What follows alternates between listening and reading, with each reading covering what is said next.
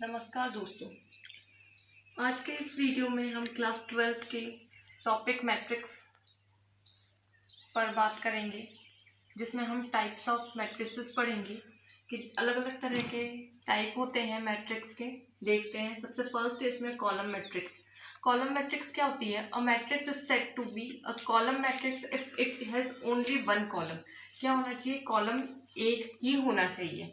जैसे हमने पहले मैट्रिक्स देखी थी जिसमें हम 2 1 4 6 इस तरह से लिख रहे थे, तो इसमें हमारे पास में कॉलम दो आ रहे थे, एक C1 था, एक C2 था। लेकिन जब हम इस कॉलम मैट्रिक्स में पढ़ेंगे तो इसमें केवल कॉलम कितना आना चाहिए? 1 ही आना चाहिए। फॉर एग्जाम्पल, ये तो इसकी कॉलम मैट्रिक्स नहीं है क्योंकि इसमें कॉलम दो आ रहे हैं। जैसे 2 4, तो ये हो जाएगी 2 × 1 की मैट्रिक्स। इसमें कॉलम कितना आ रहा है? 1 आ रहा है। ऐसे ही और एग्जांपल देखते हैं, 4 -3 0 1/2। ये भी क्या है? कॉलम मैट्रिक्स है। इसमें 1 2 3 4 तो रोज आ रही है, लेकिन कॉलम कितना आ रहा है? 1 ही आ रहा है। तो जिस मैट्रिक्स में कॉलम हमारा 1 आता है उसे हम क्या कहते हैं? कॉलम मैट्रिक्स कहते हैं। या फिर कह सकते हैं कि ए कोई मैट्रिक्स है जिसमें एलिमेंट्स क्या है? AIJ m × 1, यानी यहाँ पर कॉलम कितना आना चाहिए? 1 आना चाहिए। n की वैल्यू यहाँ पर कितनी दे रखी है? 1 दे रखी है। तो ये m × 1 की कॉलम मैट्रिक्स है। सेकेंड है इसके अंदर रो मैट्रिक्स। रो मैट्रिक्स क्या होती है? A matrix is said to be a row matrix if it has only one row. इसके अंदर रो कितनी होनी चाहिए? 1 होनी चाहिए। कॉलम मैट्रिक्स में था तब कॉलम 1 होता है, रो मैट्रिक्स पढ़ रहे तो इसमें रो 1 होगा। तो ए कोई मैट्रिक्स हो गई जिसके एलिमेंट्स हो गए AIJ 1 × n is a row matrix of order 1 × n की है। आपके इसमें कॉलम तो कितने भी हो सकते हैं, लेकिन जो आपका रो होगा वो कितना होना चाहिए? 1 होना चाहिए। एग्जाम्पल देखते हैं, 4 4 3, तो इसमें 1 C1 आ रहा है और ये C2 आ रहा है।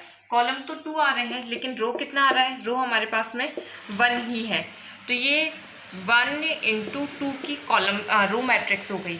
इसी तरह से देखते हैं, तो √2 -3 0 5, तो ये 1 2 3 4 रोज कितनी आ रही है? 4 आ रही है। लेकिन सॉरी, रोज तो आ रही है हमारे पास में 1 R1, और ये C1 C2 C3 और C4। कॉलम कितने आ रहे हैं? 4 आ रहे हैं। तो ये 1 × 4 की मैट्रिक्स हो जाएगी। तो कॉलम मैट्रिक्स में तो होता है m × 1 की जो मैट्रिक्स होती है वो कॉलम मैट्रिक्स होती है। और रो मैट्रिक्स क्या होती है? जिसके अंदर हमारे पास में 1 × n होता है। तो जो भी मैट्रिक्स चाहिए, कॉलम चाहिए तो उसके लिए कॉलम 1 होना चाहिए, रो मैट्रिक्स चाहिए तो उसके लिए रो 1 होनी चाहिए। नेक्स्ट है इसमें थर्ड नंबर पे स्क्वायर मैट्रिक्स। स्क्वायर मैट्रिक्स क्या होती है? स्क्वायर में हम देखते हैं कि ऑल साइड्स क्या होती है? इक्वल होती है, यानी वो सब तरफ से क्या होता है? बराबर होता है। तो इसमें स्क्वायर का मतलब है कि जो आपके m और n है, जो रोज और कॉलम है, वो क्या होती है? इक्वल होती है। m डिनोट करते हैं हम रोज को, और n डिनोट करते हैं हम कॉलम्स को। तो आपके जो रोज और कॉलम्स हैं वो क्या होने चाहिए? इक्वल होनी चाहिए। A matrix in which the number of rows are equal to the number of columns. जो आपके नंबर ऑफ रोज है वो इक्वल टू होनी चाहिए कॉलम्स के।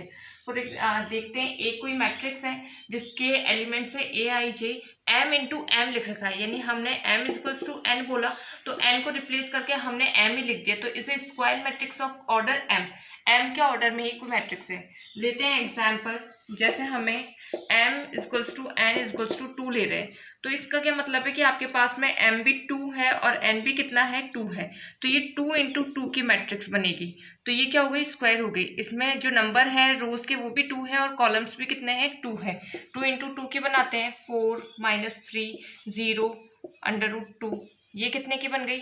2 × 2 की। तो हम कह सकते हैं कि जो ये मैट्रिक्स है square, A is a square matrix of order, कितने ऑर्डर की आ रही है? 2 की, तो ऑर्डर 2। इसी तरह से जब हम m = n = 3 लेते हैं, यानी आपके पास में रोज भी कितनी होगी? 3 होगी और कॉलम्स भी कितने होंगी? 3। तो फिर मैट्रिक्स क्या बनेगी? 3 × 3 9 एलिमेंट्स आएंगे, 1 5 √2 0 9 -3 5 6 9। अब ये कितने की हो गई, 3 इंटू 3 की हो गई। यहाँ पर रोज भी कितनी है, R1 R2 और ये R3, 3 रोज हो गई। इसी तरह से कॉलम्स भी हो गए, C1 C2 C3, 3 कॉलम्स हो गए। तो जहाँ पर आपके number of rows equals to होंगे नंबर ऑफ कॉलम्स के, तो वो मैट्रिक्स क्या होगी, हमारी स्क्वायर मैट्रिक्स होगी। नेक्स्ट है इसमें diagonal matrix. A square matrix is said to be a diagonal matrix if its all its non diagonal elements are zero. इसने कहा है कि कोई स्क्वायर मैट्रिक्स है जिसे हम डायगोनल मैट्रिक्स भी बोल सकते हैं, लेकिन उसके जो सारे नॉन डायगोनल एलिमेंट्स है वो जीरो थे। स्क्वायर इस तरह से होता है जिसकी सारी साइड्स क्या होती है, इक्वल होती है। ठीक है, अब इसमें डायगोनल का बनता है जब आप एक कोने को दूसरे कोने से मिलाते हैं तभी डायगोनल बनता है। तो हमारी मैट्रिक्स में भी इसी तरह से बनेगा। ये कोई एरे है हमारा जिसमें इस तरह से जो डायगोनल बनता है वहाँ के एलिमेंट्स छोड़ के इसके अलावा बाकी जो भी एलिमेंट्स होंगे वो सारे क्या होंगे, जीरो होंगे। या फिर हम ये कह सकते हैं कोई बी मैट्रिक्स है हमारे पास में जिसमें B I J M into M, ये किसको शो कर रहा है, स्क्वायर मैट्रिक्स को शो कर रहा है। क्योंकि स्क्वायर मैट्रिक्स में क्या होता है कि m इक्वल्स टू होता है n के। If B I J equals to zero, B I J zero होंगे लेकिन i is not equal to होना चाहिए जीरो। जहां पर भी i इक्वल्स टू j होगा वहां पर तो हमारा क्या बनेगा, डायगोनल बनेगा। फॉर एग्जाम्पल जैसे लेते हैं, हम बनाते हैं 2 इंटू 2 की मैट्रिक्स बनाते हैं। ठीक है, एग्जाम्पल लेते हैं 2 इंटू 2 की मैट्रिक्स बनाते हैं। इसमें i भी कितना होगा, 2 रखने पड़ेंगे, 1 और 2, और j भी कितने रखने पड़ेंगे, हमें 1 और 2 रखने पड़ेंगे। हम i इक्वल्स टू 1 पुट करते हैं एंड j इक्वल्स टू भी 1 पुट करते हैं। तो जब हम i इक्वल्स टू 1 पुट करेंगे, j इक्वल्स टू 1 पुट करेंगे तो a 1 1 बनेगा, या इसके अकॉर्डिंग लेते हैं तो हम यहाँ b ले सकते हैं, b 1 1 बनेगा। तो b 1 1 क्या हो जाएगा। इसी तरह से हम i इक्वल्स टू 1 और j इक्वल्स टू 2 लेंगे तो ये बनेगा b 1 2। i इक्वल्स टू 2 लेते हैं और j इक्वल्स टू 1 लेते हैं तो ये बनेगा b 2 1, और i इक्वल्स टू 2 और j इक्वल्स टू 2 लेते हैं तो ये बनेगा b 2 2। अब इसने कहा है कि b i j 0 होगा लेकिन i is not equal to j होगा। i किस में इक्वल आ रहा है, एक तो b 1 1 में आ रहा है तो ये तो जीरो के इक्वल नहीं होगा, नॉट इक्वल टू जीरो होगा। और एक आ रहा है i इक्वल्स टू 2 और j इक्वल्स टू 2 आ रहा है तो ये भी नॉट इक्वल टू जीरो होगा। अब इसके अलावा जितने भी बाकी सारे एलिमेंट्स बच रहे हैं वो क्या होंगे, जीरो होंगे। पुट करते हैं वैल्यूज एक बार, ये b 1 1 हो जाएगा, ये b 1 2, b 2 1 और b 2 2 इस तरह से। अब कहाँ पे पुट करनी है हमें, b 1 2 0 होगा और b 2 1 0 होगा तो ये b 1 1 0, b 2 1 0 और b 2 2। तो ये एक तरह की डायगोनल मैट्रिक्स है। अब b 1 1 की जगह और b 2 2 की जगह कोई भी दूसरी वैल्यूज आ सकती है, जैसे हम लिख सकते हैं -1 0 2 0 2। तो ये 2 इंटू 2 की एक डायगोनल मैट्रिक्स हो गई जिसमें डायगोनल तो -1 और 2 है और बाकी एलिमेंट्स के आ रहे हैं, 0 आ रहे हैं। इसी तरह से 3 इंटू 3 की हम लिख सकते हैं 1 √2 3, बाकी सब जगह आपके क्या आ जाएगा, 0 आ जाएगा। तो ये 3 इंटू 3 की डायगोनल मैट्रिक्स हो गई। नेक्स्ट है स्केलर मैट्रिक्स। और डायगोनल मैट्रिक्स जिसमें डायगोनल बनता है और बाकी सारे एलिमेंट्स जो होते हैं वो 0 होते हैं, is said to be a scalar matrix if its diagonal elements are equal. जो इसके डायगोनल एलिमेंट्स अभी हमने ऐसे देखे थे, डायगोनल मैट्रिक्स ये होती है 2 इंटू 3 1 5 6 0 0 0 0 0 ये 0, ये हमारी डायगोनल मैट्रिक्स थी। अब ये कह रहा है जो डायगोनल मैट्रिक्स होती है उसे ही हम एक स्केलर मैट्रिक्स भी बोल सकते हैं, लेकिन तब जब जो ये इसके डायगोनल्स हैं, डायगोनल है ये सारे सेम होने चाहिए। ये 1 5 6 की जगह या तो फिर 1 1 1 ही हो, बाकी सारे 0, या फिर ये सब 5 ही हो या फिर 6 ही हो। यानी ये डायगोनल के जो एलिमेंट्स होने चाहिए ये सारे इक्वल होंगे तो हम इसको क्या कह सकते हैं, स्केलर मैट्रिक्स कहते हैं। बी कोई हमारे पास में मैट्रिक्स है जिसके एलिमेंट्स है B I J M into M की, क्योंकि डायगोनल मैट्रिक्स एक तरह से स्क्वायर मैट्रिक्स होती है जिसमें एम इक्वल्स टू एन होता है। Is set to be a scalar matrix if B I J 0, यानी जहाँ पर भी आपके आई और जे इक्वल नहीं है वहां पर तो जो भी वैल्यूज होगी वो जीरो होगी, लेकिन जहां आई और जे इक्वल होंगे वहां एक कांस्टेंट आएगा के, या उसके अलावा के एक कांस्टेंट है जिसकी वैल्यू आप कुछ भी रख सकते हैं। फॉर एग्जांपल जैसे अभी हम ऐसे बोल सकते हैं -1 0 0 -1, तो ये एक क्या है, डायगोनल मैट्रिक्स है, स्केलर मैट्रिक्स हो गई। डायगोनल मैट्रिक्स में डायगोनल्स इक्वल नहीं होते हैं, लेकिन स्केलर मैट्रिक्स में डायगोनल्स इक्वल होते हैं, तो ये 2 × 2 की एक डायगोनल स्केलर मैट्रिक्स हो गई।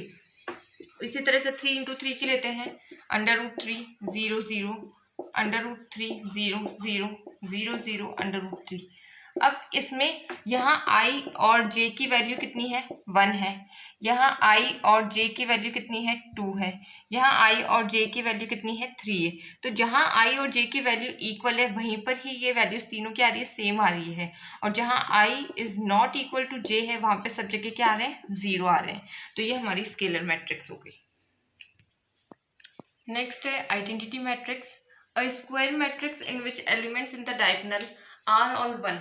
इसमें भी डायगोनल बन रहा है जहां पर सारी वैल्यूज क्या होगी, डायगोनल की 1 होगी एंड रेस्ट आर 0। अभी हमने एक स्केलर मैट्रिक्स देखी थी जिसके अंदर हमने ये कहा था कि जो डायगोनल होते हैं उनकी वैल्यूज क्या होती है, सारी सेम होती है, इक्वल होती है। ये हमारी स्केलर मैट्रिक्स थी। लेकिन अब इसमें क्या होगा कि इसके अंदर ये वैल्यू सेम ना होके केवल वैल्यू क्या रहेगी, 1 ही रहेगी कहीं पर भी।